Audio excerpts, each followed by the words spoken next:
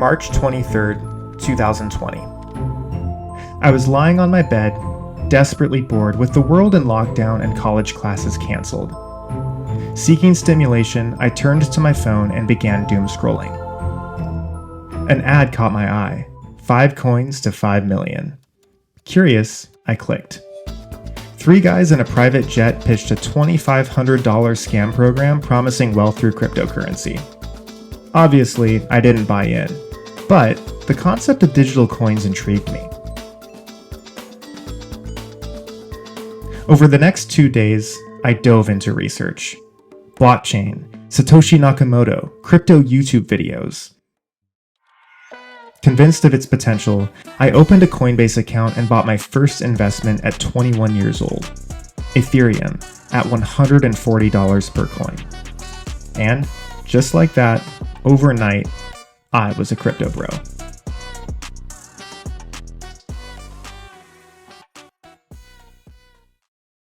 Now, before I continue, I have to make a quick disclaimer. This video is absolutely not financial advice, and by no means am I suggesting that you should or shouldn't invest in cryptocurrency. I'm merely recapping my personal experience with crypto and detailing the life lessons I've learned from it.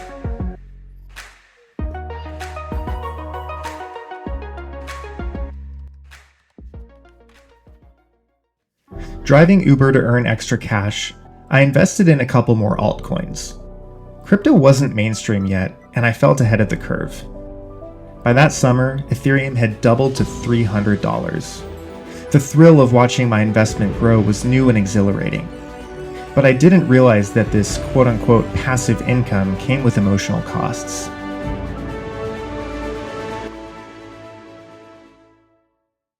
As classes resumed in the fall, my Ethereum investment had grown several 100%. It felt like gambling, but the lure of quick money was palpable. I'd never experienced any sort of passive income before, and the idea that you could put your money into something and watch your capital grow was a novel concept. Little did I know, however, that this, again, quote-unquote income wasn't really passive. In fact, it would soon come with a major cost. Though I did have other interests like music and fitness, crypto consumed me. I spent the vast majority of my free time watching YouTube influencers, checking wallets, and calculating potential gains. My mood swung with the market. Bullish videos energized me. Bearish ones brought severe anxiety. I trusted these influencers way more than I should have. Even my housemates noticed.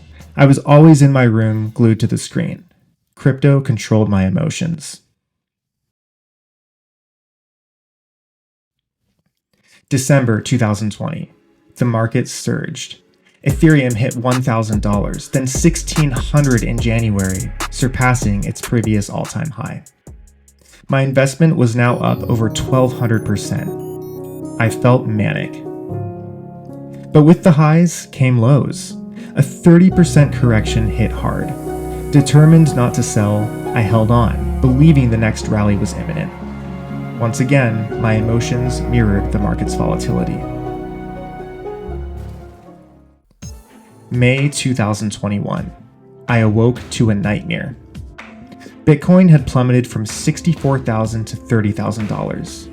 Ethereum from $4,200 to $1,600. Over 60% of my paper gains wiped away overnight.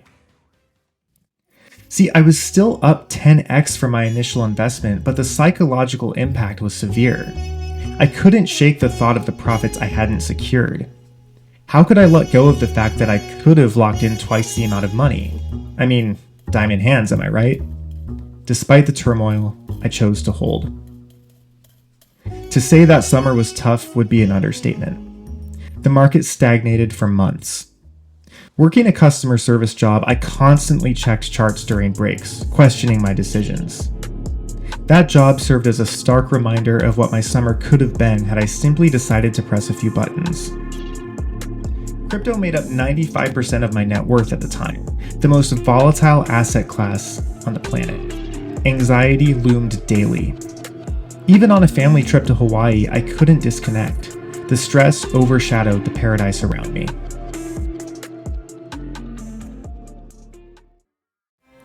Thankfully, by October, the market rebounded.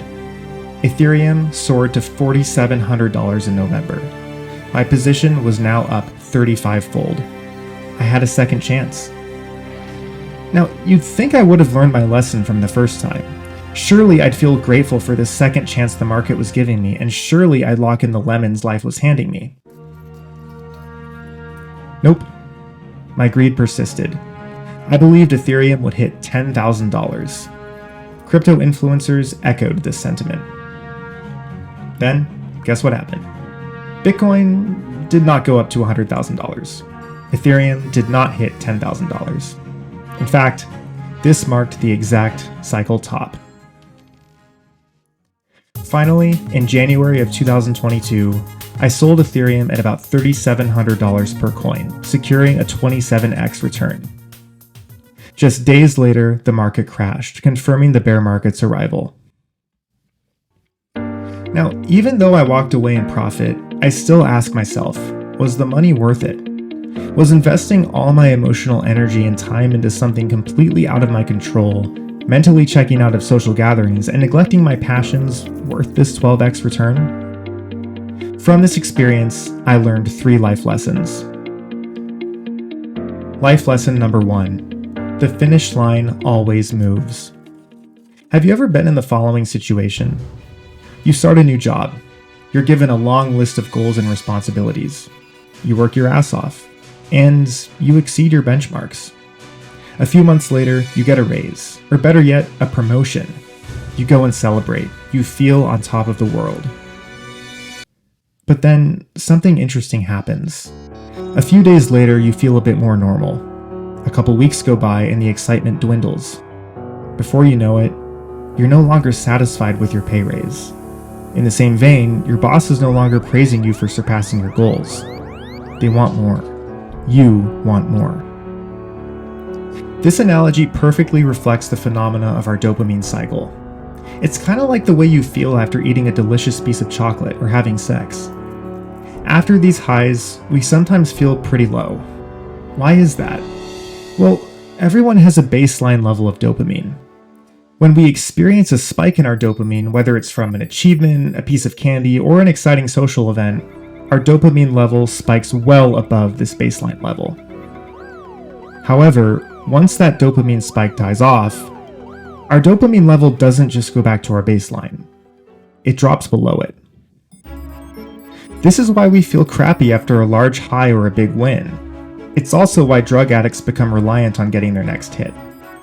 And yes, it also ties into my crypto experience, as well as the experience of so many other investors. We get greedy. Why? Because we want more money. Why do we want more money?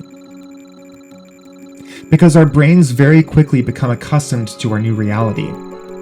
Once that high wears off, we literally have to get to the next level. It's simply human nature to want more. Just think of a video game. Why do you think they're so addictive? Now, this isn't necessarily a bad thing. We need tons of dopamine to achieve the things we want to accomplish in life. But the problem occurs when we can't control the end result, aka investing in an unpredictable volatile market. Even when we are in control of the end result, like in our careers, there needs to be a certain point where we finally admit that we have enough. After all, if the grass is always greener, when will we ever be happy? Life lesson number 2. The slow path pays the most. When I think back to this first crypto bull run, part of me is thankful for going through the motions that nearly every beginner investor experiences. It's almost a rite of passage, or the cost of tuition, if you will. Yet, at the same time, I think back to how much time I wasted thinking about something that was completely out of my control. It's not that I literally didn't do anything else during that time. I did work 2 internships, graduate college, and work a part-time marketing job right after college while driving Uber Eats on the side. But still, think of all the extra skills I could have built during that time. Your biggest wealth building tool is your income. As such, you must build high income skills. This is one thing you can control. Crypto distracted me from this, and it's distracting millions of others in the same way that it did for me. It's It's become a widespread opportunity cost for those who've invested too heavily. This leads me to the second part of this lesson, getting rich quick. There's a famous Chinese proverb that states the following: a wall that goes up fast comes down fast. Anything that goes up thousands of percent in a few months will inevitably crash just as hard. For this reason, we must learn to play the long game. Build sustainable skills. Build wealth slowly. Life lesson number 3. We think we own our possessions, but our possessions often own us. When all is said and done, I didn't really own those coins. The coins owned me. They controlled how much I slept. They controlled my emotions. They controlled where I focused my energy. Think about the items in your life that have a hold on you.